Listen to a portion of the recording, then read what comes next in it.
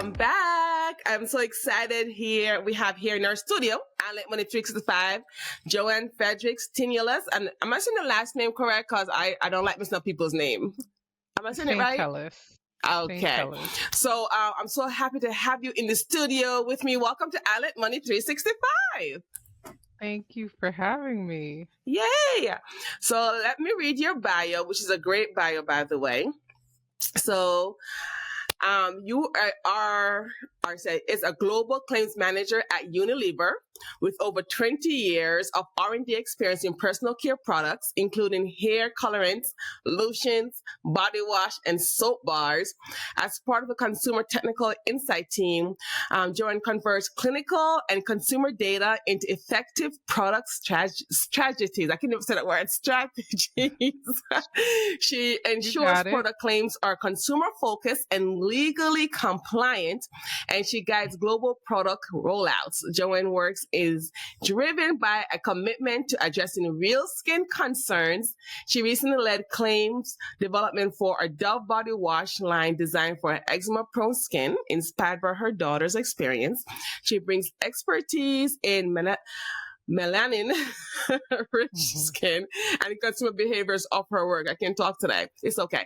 Joanne appreciates being a part of a company that supports her as a wife, a mother, and scientist, allowing her to create products that serve Black and brown skin consumers. So obviously, I use a lot of products of Unilever. I have the Dove soap and all that good stuff. So you give credit to Unilever, for giving that support. How was that for you, like being able to manage or getting that support from a company? A lot of people don't have that kind of support. How you feel? I think that when you think of support from a company, it's really the people that make the company. So I really want to give credit to those managers, those colleagues, those mentors that have supported me in my journey. I think as a whole, the company embraces that. And I found that within Unilever, there are a wealth of people who are supportive and willing to extend themselves, especially if you reach out. So I've had really positive experiences. That's awesome. All right, so let's jump into the questions. What got you interested in science, and how did you get into the field that you're in today? How in the world did you get here in research and development? I know. That is it wasn't a direct path. I think as a child of Guyanese parents, you had about 3 career options. You're going to be a doctor, you're going to be a lawyer, engineer, maybe a teacher or a nurse. But, they definitely pushed the sciences heavily. My dad's an engineer, my mom's a nurse. So it was just understood that I was going to be a doctor, right? It was like a given. And so I was pre-med undergrad. I had a passion for languages though. And when I brought it to my parents, they weren't as keen. They were kind of like, well, that's a nice hobby, but like, we need a doctor in the family. So when I applied to colleges, I applied to both programs, and I was for sure not going to get into pre-med. I thought, well, the decision will be made for me. And then I got into pre-med. And so it was like, okay, well, that's what you're going to do. Fast forward to post-graduation, I was applying to med school. I got waitlisted. And here I was, with a degree and not a graduate program to start. So I started looking for jobs. I interned at Givaudan. They're a company that does flavors and fragrances. And that's kind of where I first became aware of this whole field of consumer product goods and being a scientist in that field.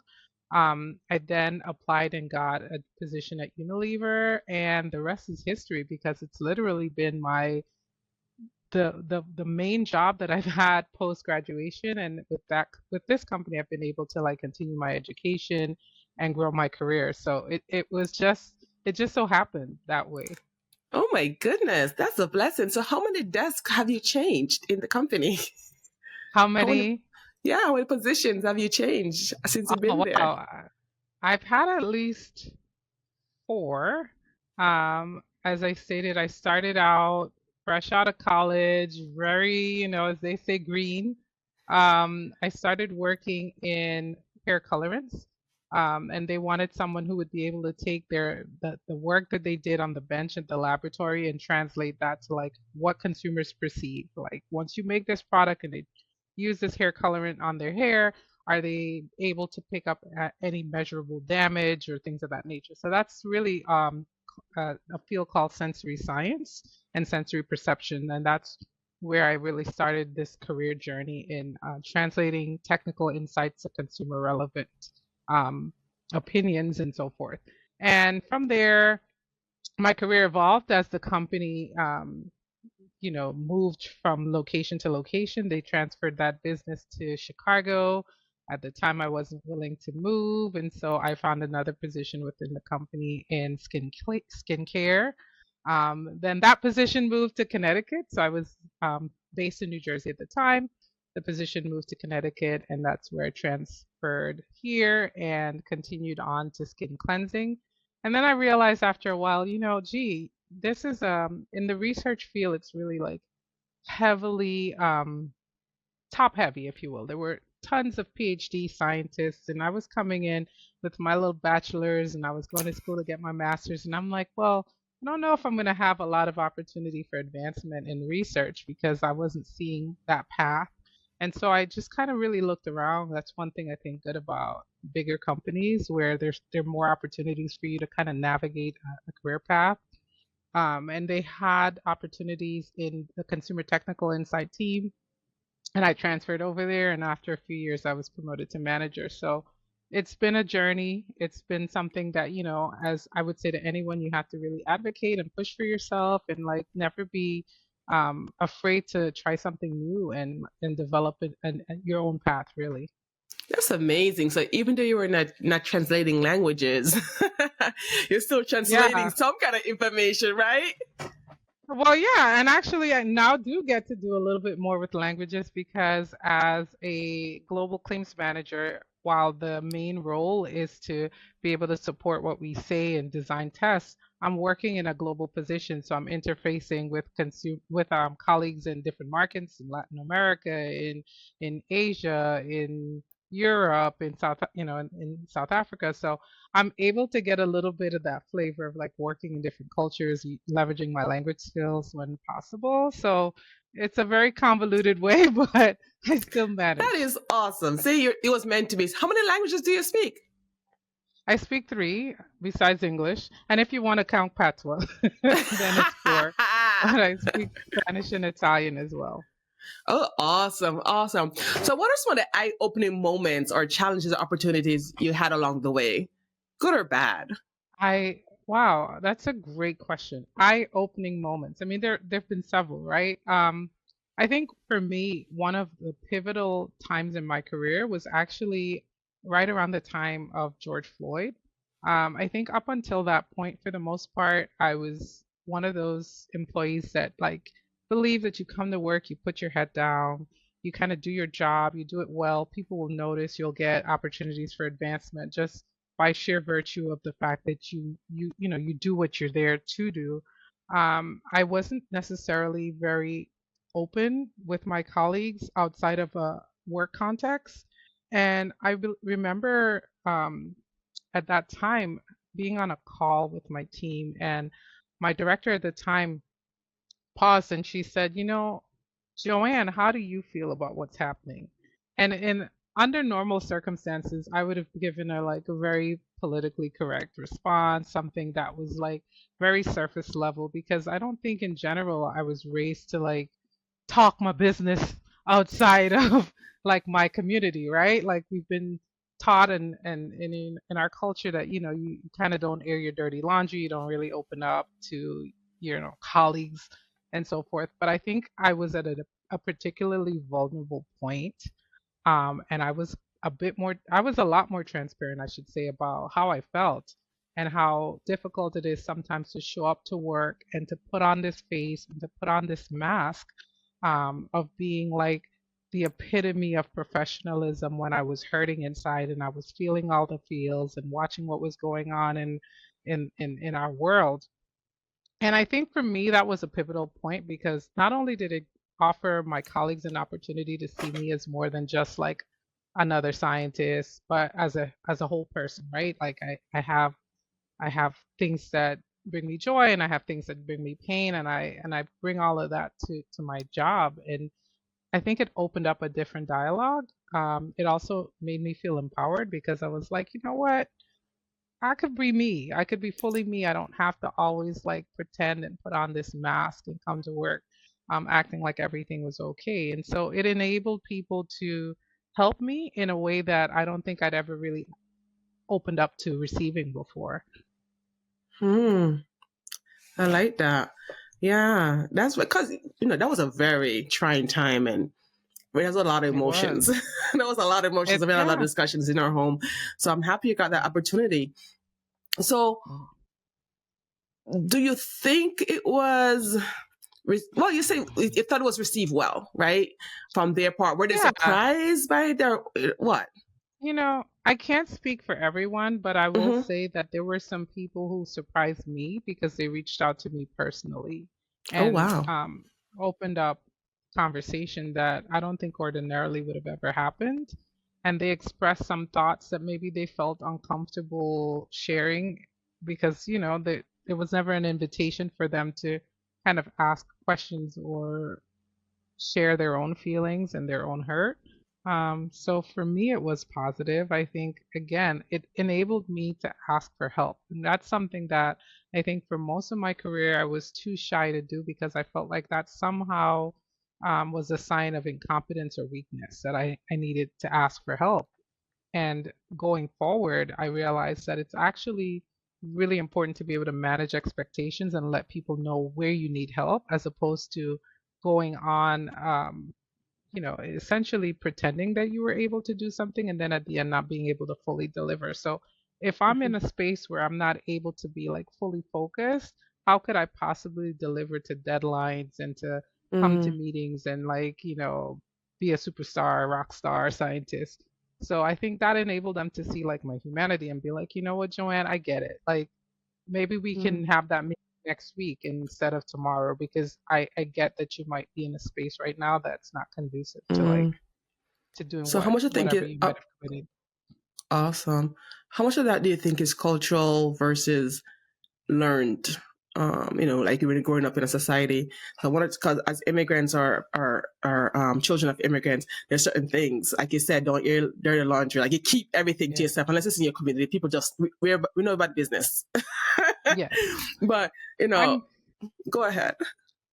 I mean I can speak from my experience. I think for me it's very much cultural. It's something that like I've experienced and like my cousins and my siblings have also experienced similar messaging. And I've even talked to my mother about it. Like, you know what? Like we tend to keep so much to ourselves and because we do, we don't receive help. And that's outside of the example that I gave you. Like Mm-hmm. anything going wrong in your family, no one talks about it. Mm-hmm. That's it's your business. But to some degree you have to be able to open up because there's an opportunity. It goes both ways. You're able to help and you're able to reach someone who might need help as well, right? And give Exactly. them that permission to be open and vulnerable. So Exactly. Yeah, that's something I have to learn. I learned because I was like, well, this is not right. They told me that, but So yes, yeah. it's something that we have to learn. So back to the signs. Why do you think we're so caught up as a society, in beauty, anti-aging, and should we be, and why? Go ahead, tell me. 'Cause this Oh is like wow, we are that's so a caught up in big coloring our question. hairs. I mean, as a society. So what is it? I think that marketing has a lot to do with it. We're bombarded with messaging that says that we have to look a certain way, weigh a certain weight, wear certain clothes, you know, have no wrinkles, never age. I think it's inevitable that, we're gonna, kind of take on some of that messaging because we're getting it from everywhere. And while to some degree I don't think there's anything wrong with doing what makes you feel good about you, I think it's wrong if we're trying to fit someone else's like definition of what beautiful looks like, right? And I think that's part of the messaging that you see from Dove, like Real Women Campaign, Real Beauty. It's all about embracing who you are and enhancing what you already have. So again, I love the whole field of beauty. I'm really like, I'm into being able to switch it up. You might have blonde hair today, tomorrow might have short black hair. I think that's just part of how I express myself. But it's taken me a while to be comfortable in my skin and to to accept that like my beauty doesn't isn't like measured by anyone else's, right? I don't have to compare myself to be beautiful. It's not, it's intrinsic. So How did you get there? Was it a long journey? Like, was it a process? How did you get to that place? yeah, I mean, for me it was. I think as a young person, oh my gosh, all the things I appreciate about me now, or many of the things I appreciate about me now as a young woman, I was like, oh my gosh, this is too big. I'm not gonna point out to what's too big or that's not big enough or my smile is too broad or my skin is not the right shade. I think I kind of really um took on those messages, and it might have a lot to do with the environment I was growing up in at the time. I grew up in um I went to high school and college in like predominantly white institutions where I didn't see myself reflected, and I think the message that I received is that like you're not good enough, you're not pretty enough because you don't look like the people who are around you. That's reflecting, what the definition of beauty is. So it took me a really long time. I think a lot of my 20s perhaps, um, until I realized a lot of them want to look like me. Like, what Yes, am they I do. trying to do? Why am I trying to change the things that other people are actually admiring and trying to, adapt? So it was just a journey of growing up and, falling in love with me. There you go. There you go. So, should men be equally as concerned with skincare as women, and why? Or are they already are? Because most commercials I see about women, right? But Hmm. men, what about men? Sorry. Exactly. What about men, right? I think that we're seeing more and more marketeers speaking directly to men. I think traditionally women are to some degree still the ones who were purchasing the products for the men in their lives, and so naturally they were the focus of the communications, right? But now we're seeing men more and more engaged in the whole beauty field. There's makeup for men, there's nail polish for men, there's like all of these beauty products that are specifically speaking to those audiences because they realize by studying consumer habits that if they're already using the products, then why not make something specifically to them, speak to them in a way that resonates. When it comes to skincare, absolutely, we all should be like concerned about skincare, if not from a beauty perspective, just from a health perspective. I mean, we know our skin is our largest organ, and it protects our bodies, our insides. So you want to ensure that that barrier is well cared for and protected to minimize any potential for disease, for anything entering that shouldn't be entering, and for keeping it like nice and healthy. No obvious issues that could make your experience not pleasant. So. I like that. So, men, get out there and start taking care of your skin too. Yeah, care for your I skin. know. So, I know makeup is not your thing, but is makeup good for your skin? And as minorities, what should we be mindful of? Like, you can give any taste to that? I can give from a lay perspective. Okay. So I think products are, especially those manufactured and sold in the United States, are meant to meet certain standards, right? There are certain beauty standards, there's certain claim standards that I alluded to in my bio that we have to meet. So as far as safe, yes, there's meant to be safe. They're especially if they're compliant, right? It's about how you use certain products. I certainly think most people already know that they're not meant to be left on 24/7. So you have to know your skin and what your skin what works best with your skin. But I would say for normal use, whatever that is, right? For the purpose of temporarily beautifying or altering your appearance, makeup is fine. I think it's something that can be used to um, make you feel better about yourself, to make you feel more positive to enhance the way you show up, then yeah, I don't see that as an issue. Again, everyone's skin's different, and so there might be some things that react well with some and not well with others. So you just have to be mindful of those ingredients that might elicit a reaction. So you said in the US, so you're saying the standard for the products are different across different countries? I know from the perspective of skin cleansing products, which Hmm. I currently work on, there are some differences across markets. There's some ingredients that may be permitted here that are not permitted there, and so on and so forth. So Mm. that's why I say, speaking specifically to the US market, which is where I have the most experience and knowledge, Mm. for the most part, I like that. I didn't know they're that. tightly regulated. Yeah. So, what is your viewpoint on the narrative that minorities are not good in science and math? And where do you think that comes from? Because I mean, this is ridiculous. For me, as a person that migrated to this country, I never heard this in Jamaica. Like we math, science is something Yeah. excellent, but coming here, I've heard it so many times throughout being in this country, throughout being in the United States, like, minorities are not good at science and math. And my son wanted to be a mathematician, so I don't know I where they're Yeah, getting this thing I from. mean, I don't know what the stats are on that, right?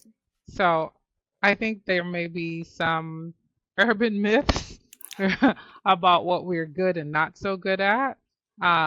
And certainly when it's in our favor, we don't mind. But in this case, it's a bit of a misrepresentation of the facts. What I will say is that perhaps educational opportunities are not equivalent across different geographies. So, maybe you don't have the access to the quality learning environment that would be supportive of you excelling in those math or sciences fields. But I don't think it has anything to do with inherent ability because we all know, like, we come from different parts of the world where, people excel at all different subject Mm-hmm. matters. So I don't believe Exactly. it. Me either. So, what is your migration story, Joanne? And how does it contribute to the person you are? Tell me about it. Wow. My migration story. So I am the eldest of four. I'm the only girl. My parents, as I mentioned to you before, are professionals. I grew up in Guyana, Georgetown, Guyana, up until the age of 10. My dad was the first to migrate to the US. I think I was about 9, and it followed my mom and my younger brother, followed 1 year later, leaving behind my mother left behind a 2-year-old and a 4-month-old because at the time, um, it was called the Great Brain Drain. So a lot of professionals who could afford to leave Guyana did, and so they were discouraging people from leaving the country by kind of making it difficult for you to leave altogether because then they knew you weren't coming back. So we had to leave in like stages. Um, and I think initially I was super excited about the prospect of moving to America. I had a very inaccurate view of America. I thought it was like the movies. I thought we were gonna like live like the people on one of the shows that I saw, and in fact, I was quite disappointed because I left behind, my own room. We lived in our own house. We had 3 cars, a maid and a nanny and a driver. And I remember when we drove up and we got to the apartment, I was like, well, where's the rest of it? Like this is what we like. It was crazy to me. It was dirty. We moved to Brooklyn. Not to say that Brooklyn doesn't have nice parts, but the part we moved to, I was like not impressed.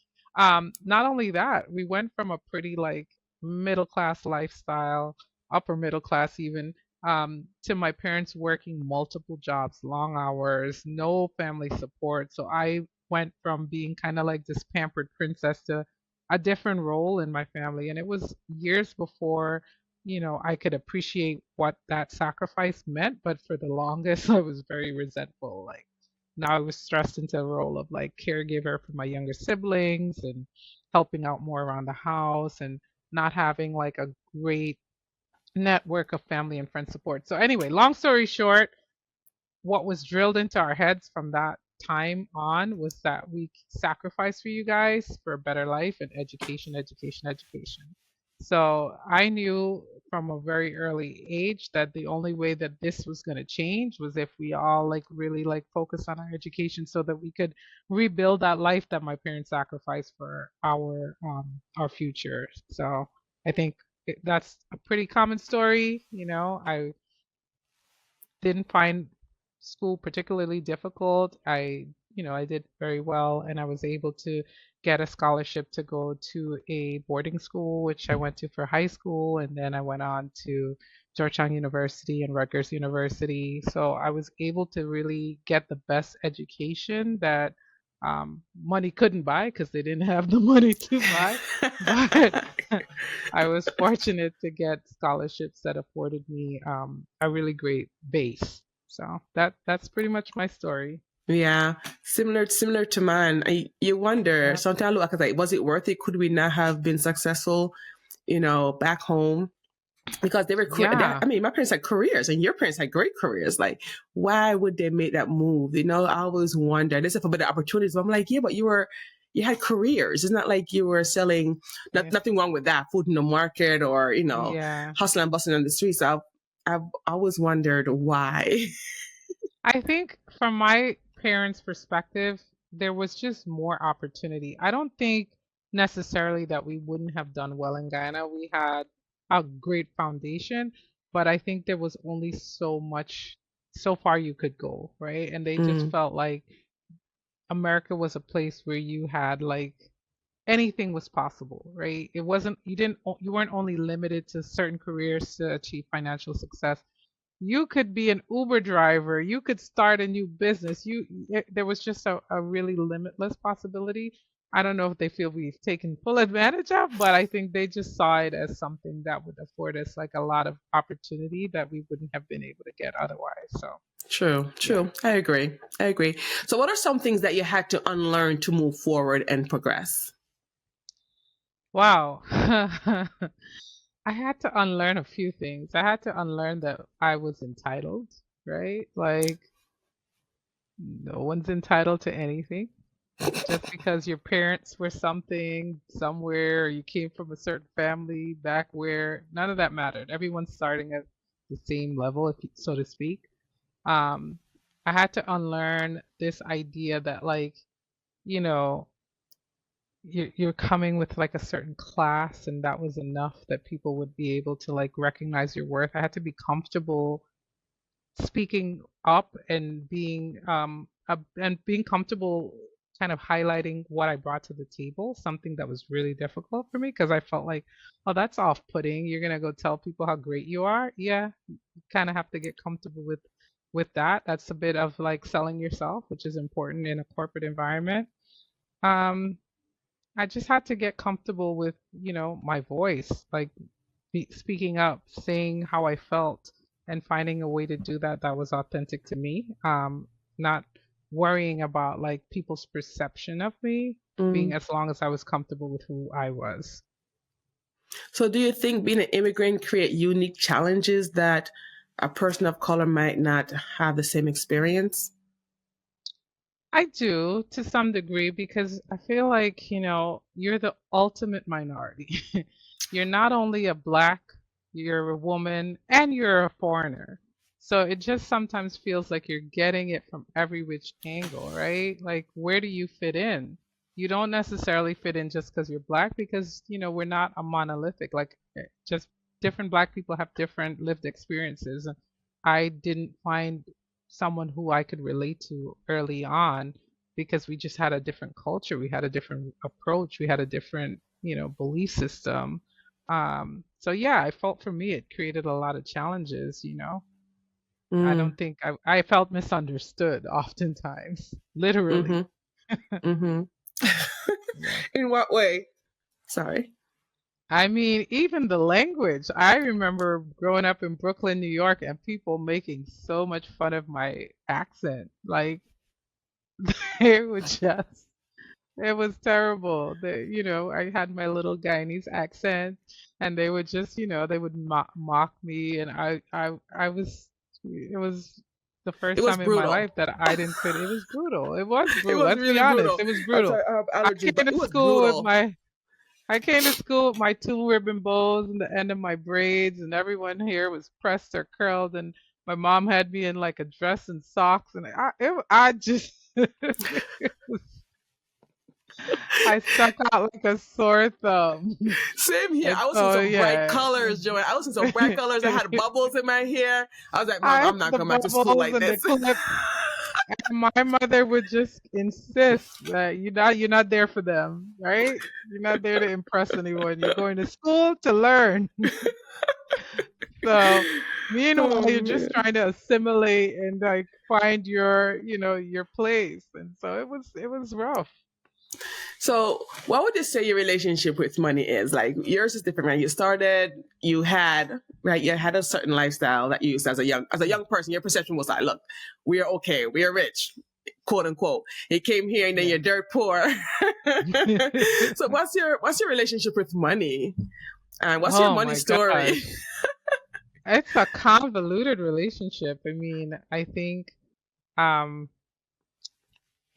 it's an evolving story, right? Because I think I came from a place of having and understanding what that security felt like to a place of, you know, confusion. Like, what do we have to worry about things that I, as a young person, didn't have to worry about?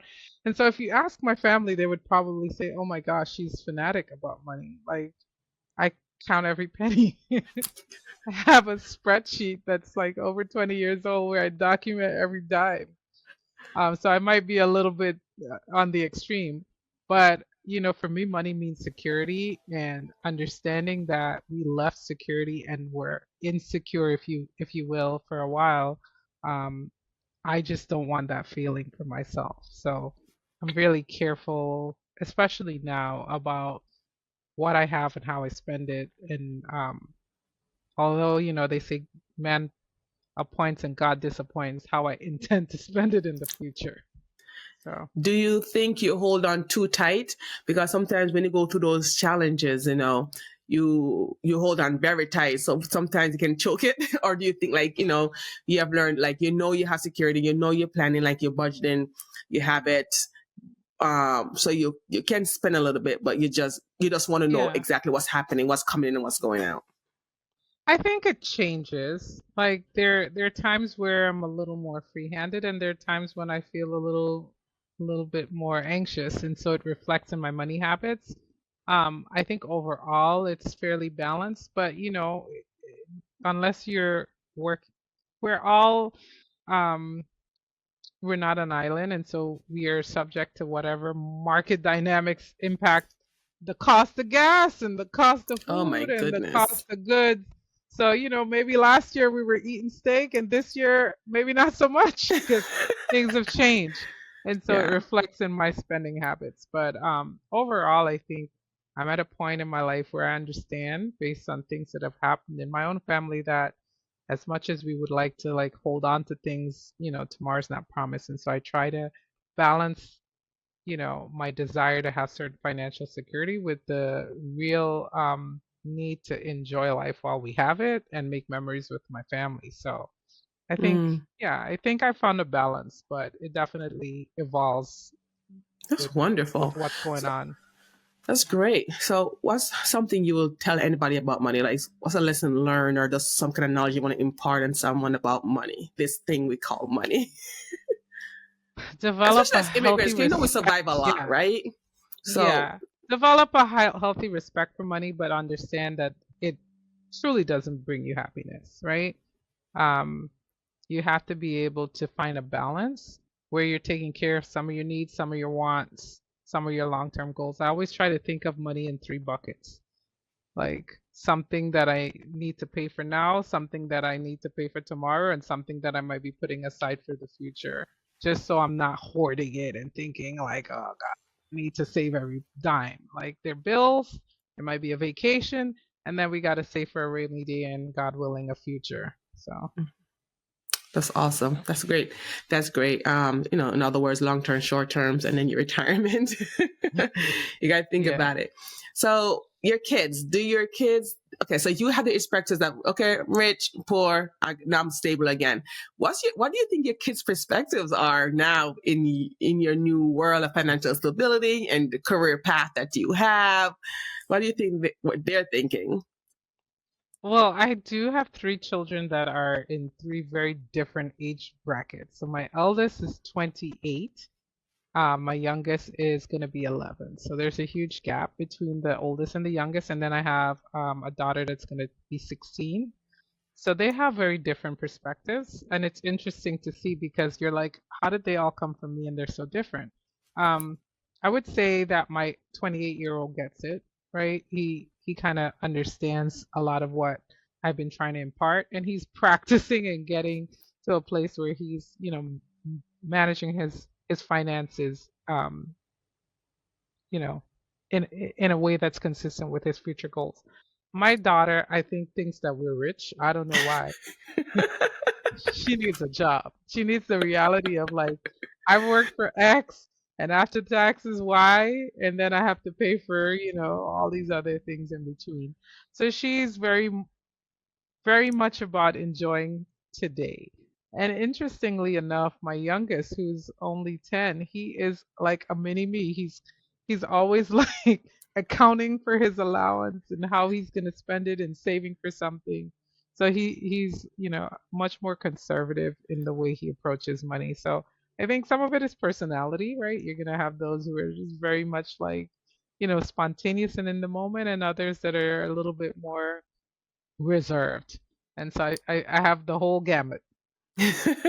Yeah, that's something I tell my clients. I was like, it doesn't matter if you're a spender or a saver. It's just that you need to do it within your parameters. Right? You need to know what where your boundaries are, and then Yeah. don't go past that. So, and if Yeah. you're a spender, fine, enjoy it, but give yourselves, set that cap there so you're not putting yourself in financial risk. Put yourself at financial risk. So, how do you keep your kids grounded and connected to their culture? So that's a wonderful question. I mean, I would like to think that our household is very much a Caribbean household. My husband's Haitian, I'm Guyanese. What we eat, how we speak, we're very close to our families. I don't think there's any way they wouldn't realize that they come from a different culture or a different cultural blend. I visit Guyana often. They visited with me as well. We go to Brooklyn and visit grandma once a month in Little Haiti, so they have a flavor for that. And they're also connected through different programs that there are here. So I feel like from the Guyanese perspective that they got it. Like we're surrounded by Guyanese people, but like for me, it was important for them to understand the Haitian side of their culture as well. So there's a group called Anacaona. They're an association run by two phenomenal women who really do a lot to preserve the Haitian culture through arts, through music, through plays, and my daughter especially is an active participant so that she can kind of get that connection as well. That's awesome. I gotta find some Jamaican stuff. Yeah, there's It always bothers there's me that they're not, it bothers. Sometimes when my husband is like, they're doing something, my husband's, getting to the patois. It's like, Daddy, we can't understand you, Daddy. I'm like, oh my God, we're failing. oh. We are failing. I felt that way a little bit with the kids and their Creole because I don't speak fluent Creole. I know enough to like order myself food and say a couple words, but like I wanted them to be able to learn the language, and the only way was for me to try to like immerse them in cultural associations where they promote that. They're by no means fluent, but I'm hopeful that they'll have a desire to seek that out in the future. Yeah, that's great. I'm going to take a mental note on that. So, what's one of your Yeah. biggest struggles you are having right now dealing with family and careers? Because we're always walking. It has its ebbs and flows. So, what's your Yeah. right now at this stage in your life? What's your biggest struggle with that? I think it's balance, right? Because at every stage there's a new challenge. And I'm at a stage where I'm looking at my parents getting older. I'm looking at my kids getting ready for my younger kids, especially my daughter getting ready for college. I'm looking at my husband who's, had some health issues, and I'm trying to find a way to be able to show up for all these different important people in my life while maintaining a job and my sanity. So that's a challenge. And a cousin of mine reminded me that, the caregiver needs to care for themselves too. And Mm. so, I just turned 50 a couple weeks ago, and I Happy decided, birthday! thank you.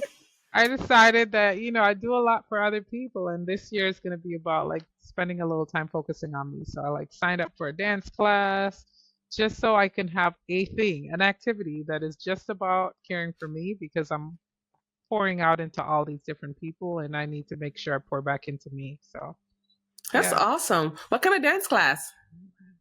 I don't know if I could tell you on this show. Oh, good for you, Joanne. Good for you. I always thought about it, but I haven't pulled the trigger yet. I'm turning 40 this year, so I'm very excited, and I Oh, wanted to. yeah. I want to do something big for myself. I want to go to Greece. I don't know if I'm going to make it Oh, with all that the would be awesome. planning. I Not wanted to go to financial Greece. issues. Yeah, it's funny that you should say Greece because a good friend of mine had gone for her 40th to Greece and she had the beautiful pictures on the cliffs and the groves. And that was my plan. Like I wanted to go to Greece. But it so happened this year also, Matt, I'm in two weddings. My daughter turned 16. Like I just had too much going on. And I was like, if I can't do it the way I want to do it, like I won't do it at all. So I will Exactly. live vicariously through you.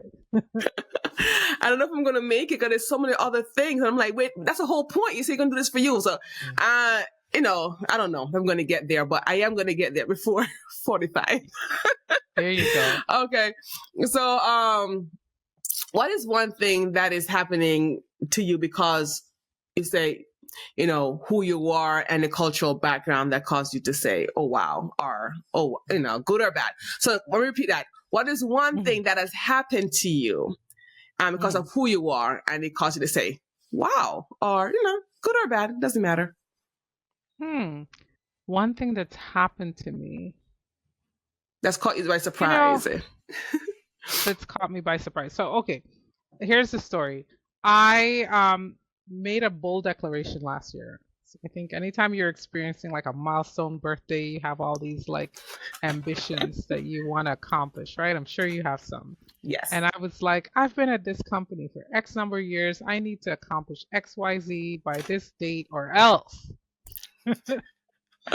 And I really wanted the promotion and I applied and applied and I didn't get it and I was quite disappointed. But, I think based on who I am and how I was raised, I took the time with each rejection to regroup. And I reached out to each person and I thanked them for the opportunity and I asked for feedback and I kept in touch.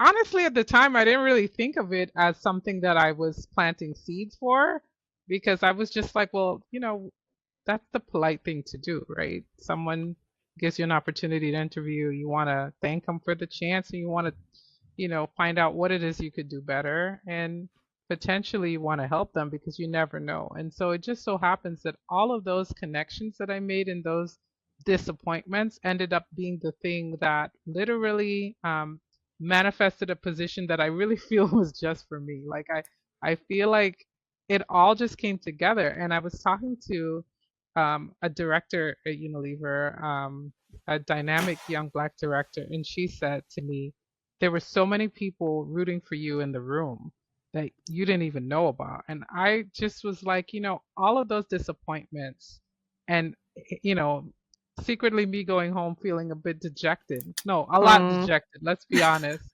And and yet there were all these people rooting for me and it all came together full circle. So, I That's guess the amazing. point of this story is to like not let those disappointments totally throw you off. Like keep focused because you never know how those impressions that you leave will end up coming full circle Yeah. to get you So where you need to go. that's amazing. So would you say that's your biggest lesson learned or yeah, something else you consider your biggest No, lesson I learned? think that's a big lesson that like, you know, all those I used to think when I was growing up, oh my gosh, would my mom stop with all of these parables and sayings? Anytime something would happen, it's when one door closed, another gonna open, and you're like, oh, I don't want to hear that now, mom. I'm sure your parents or someone in Yes, your life all the has been that person. time. And you're just like, or as a kid, I'm like rolling my head. They can never speak to me straight. It's always in a parable or a long lesson. And here I am, and I'm like, oh my gosh. When one door closes, another opens. Like, just there's always the silver lining, right? And just to Yeah. hold fast and to have faith. It all comes full circle.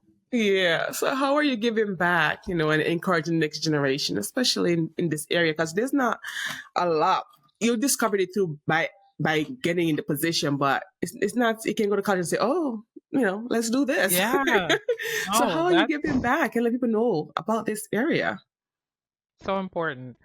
Because to your point, like I didn't have anyone that like drew this roadmap or held my hand or mentored me along the way. It was really later in my career that I started actively seeking out people to help me because I realized that you can do it alone or you really can't do it alone. And so independently, I started reaching out to other women that reminded me of me in my career, in my career and at Unilever and mentoring them and being that, I call myself like a big sister because I don't feel like anybody's mom yet, even though like my kid is probably like older than some of the women I mentor. But, being that person that you could literally come to with whatever question you had, career related or otherwise, for sound advice because I think oftentimes people are afraid to be honest and when I say honest, they'll just give you a watered down version of a response to a question because they don't know how you'll receive it. And I want to be that person who can give like real sound advice in love, right? But I want to share some of the experiences and knowledge that I've accumulated over time to help someone else along their career path. So I've mentored quite a few people at Unilever. I'm also active in my church community.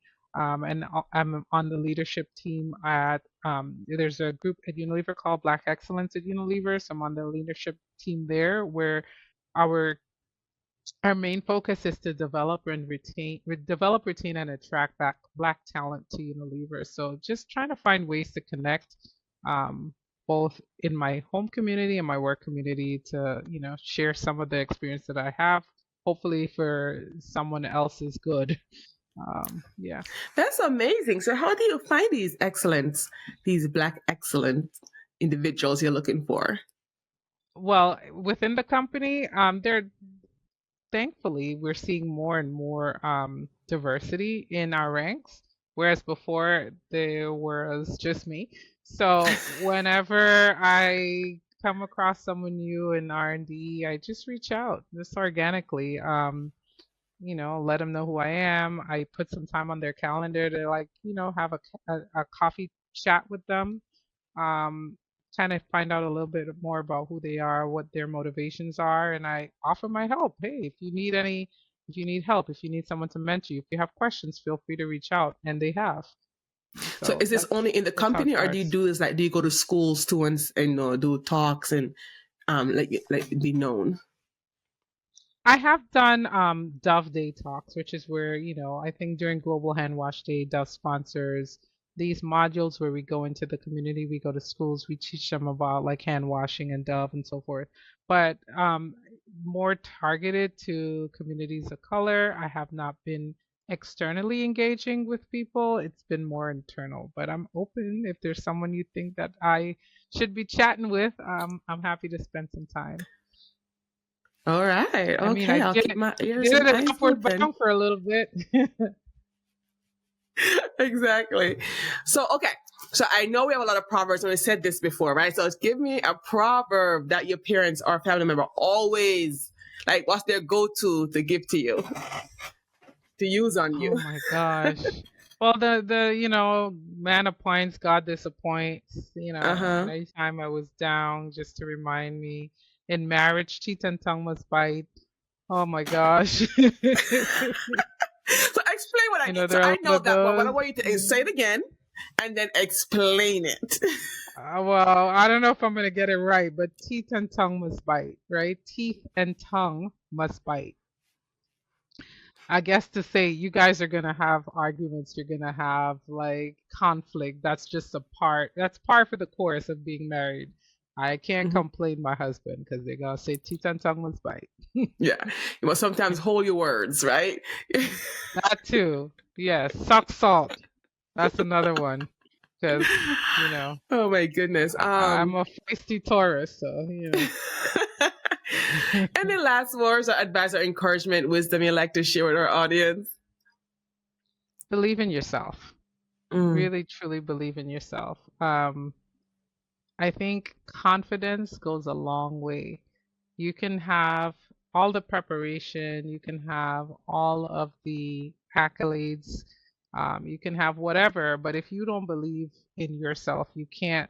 How is somebody else gonna? So, take a long, good look at yourself and know that you are perfectly made, and you believe in yourself. You have something to offer the world, and it's your job to uncover that and share it, not anyone else's. That's awesome. I love that. Thank you. So, Yeah. we keep using the word Unilever. Like, I know Unilever. Actually, Yeah. I don't know if I told you this. I was a security guard in college at Unilever. Oh my gosh, that I is was. hilarious. What year? What year was that? That was in like the 2000, like probably 2005, 2006. I was, doing security work while I was in college and, trying to make money. And one of my spots, especially in the summertime when I go back home to Bridgeport, I was post at Unilever, in the Trumbull location as a security guard. Oh my gosh, we Because probably crossed paths and just didn't I know. know. I just want to give you that Because fun I was fact. definitely there. I moved up in 2005. So, Oh yeah, yeah, that's so that's funny. crazy. So I know it's just full circle. I was like, oh, it's such a small world, It But tell me, is. people probably don't know a lot of products, but give like five common products that Unilever as a company makes that people we know Dove that people Yes. would think about no not realizing is with this company. So everybody knows Dove. The Dove bar Yes. is where it all started. You may not know that Unilever also are the owners of the Shea Moisture brand. They are the owners of Axe, Dove Men Plus Care, which is Dove, so whatever. Nexus, Tresemme. Um, they're quite a range of brands out there. Take a look at your products next time you use a body wash or soap or any kind of personal care and see if there's like a little blue U logo on the back because that's the parent company. There you go. There you go. So if you didn't know, you have a little knowledge of some of the products that is under the company that Joanne works at. All right. Just want to give you a little knowledge out there. But Yeah. Joanne, thank you so much for being here. It has been a great conversation. I love your Thank story you. and I love your knowledge that you share with us. And I know our audience got a lot from it. So until next time, remember, keep your money IRA. All right. Thanks for having me.